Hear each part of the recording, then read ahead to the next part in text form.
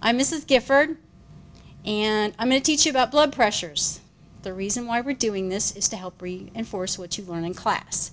First of all, blood pressure is the amount of force going through the artery. Do not confuse it with pulse. Pulse is the number of times that your heart beats in a minute.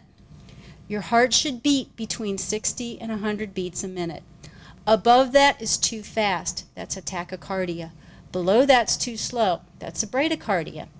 We're not going to really focus on pulse today. We're going to focus on a different number, blood pressure. I've got my two lovely assistants with me, Brittany and Brittany. And Brittany's going to be the guinea pig, the patient. This Brittany hasn't taken blood pressures in a while, so we're going to take it real slow to make sure that she doesn't hurt this Brittany's arm. If you've ever been to a doctor and had your arm squeezed off, you know that blood pressures can cause pain, and we never want to do that to people. We always want to make sure that we're making our patients feel comfortable. First of all, what are the two numbers? There's a top number and a bottom number. The top number is when the heart is squeezing. We call that the systolic. The bottom number is when the heart is open and the chambers are filling and it's relaxing. We call that the diastolic. A way to remember that is South Dakota, S/D. The top number is the systole or systolic number. The bottom number is the diastolic number or diastole. So we're going to go over now the actual way to do a blood pressure. I'm going to take this microphone and I'm going to clip it to Brittany's sweatshirt so that it's out of the way, and she's not going to be able to talk when we're doing this, unfortunately. Okay, first thing, the blood pressure cuff. There's a little clip on the back that gives you control where you want to put it, okay? We want to put our blood pressure cuff in the right spot. Our blood pressure cuff is called the sphygmomanometer. There's a little arrow on it, and it says artery. We're going to have Brittany put her arm on the table about the level of her heart and relax it. Okay, we're going to put the cuff, be gentle with this, about 1 inch above the crook of her elbow. We call the crook of her elbow the antecubital space. There's a little line there that says artery. If we feel deeply right here in her arm, we feel a tendon right there. Just to the pinky side, right there is where you would feel her brachial pulse. If you can't feel it at this point, that's okay, because you'll learn to do that in time. But it's right to the pinky side. So we put this about 1 inch above. We either should remove clothing that's in the way or move it up out of the way. It's best at a doctor's office to take the jacket off, but at this point we'll just scoot it out of the way. We put the artery right above where that would go. We put this on nice and snug. Don't put this on loose. Put it on snug. Okay, now the way you're going to learn to do blood pressures is kind of in the middle way to go.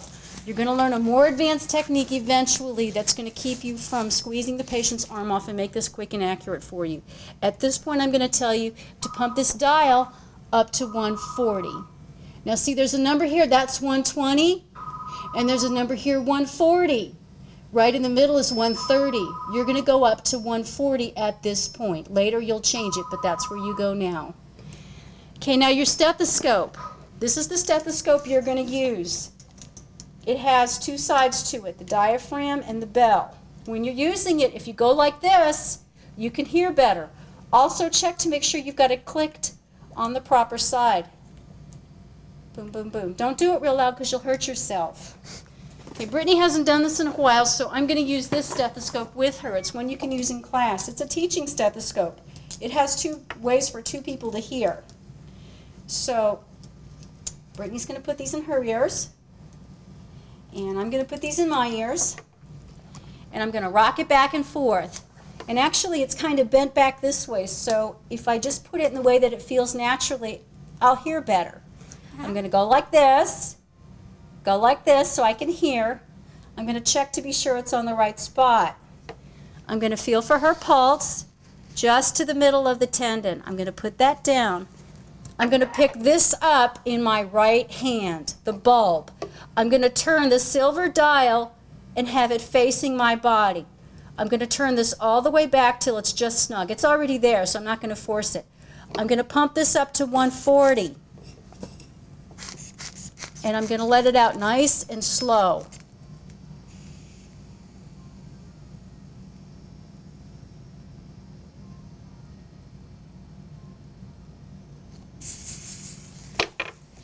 Okay, if you look at the dial, At about 94, I heard a sound that sounded like a heartbeat. They call that the Korsakoff sounds. And then the sound went down, and about 64, the sound that sounded like a heartbeat stopped. Brittany's blood pressure is 94/64. That's great, and for a teenager, it's healthy, and she's in good shape. And thank you for helping me. Bye.